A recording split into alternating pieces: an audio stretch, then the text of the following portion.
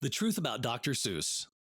The first truth about Dr. Seuss is his name, from which most of us are a stranger. Theodore Seuss Ted Geisel was his real name. He was born on March 2, 1904. Mostly known for his children's books, the world is unknown to his other professions, which we are going to talk about today. Dr. Seuss was a political cartoonist, a screenwriter, a poet, and a filmmaker. But the world remembers him for his famous children's books, which at the time of his death sold more than 600 million copies and were translated into about 20 languages for the consumption of all. He graduated from Dartmouth College and then studied in Lincoln College, Oxford. The start of his career started in 1927 when he began working as a cartoonist for Life and Vanity Fair. Meanwhile, he was working with Standard Oil and Flit for marketing their products. But the truth that surrounds Dr. Seuss are really no fairy tales to describe. He became a cartoonist because his wife encouraged him in college to pursue his career rather than becoming a slave to the routine work of life. She was there for him through thick and thin, but when she was diagnosed with cancer and in her last phases, Theodore cheated on her with Audrey Stone Diamond. His dying wife found that out and it was too much to handle. It took her to the point of taking her own life. Dr. Seuss wasn't bothered much by this and married the same mistress until her death. Seuss's first publication was called Boners, which is an error, of course, and the book was only related to children's answers about stuff. But this was adult humor in disguise, and got so famous that its sequel and offshoots were soon to follow it. His illustrations for Boners got famous, and he knew how to get rich from them. Dr. Seuss was an adult humor writer in disguise. He was into erotica and made art in the form of a lustful girl.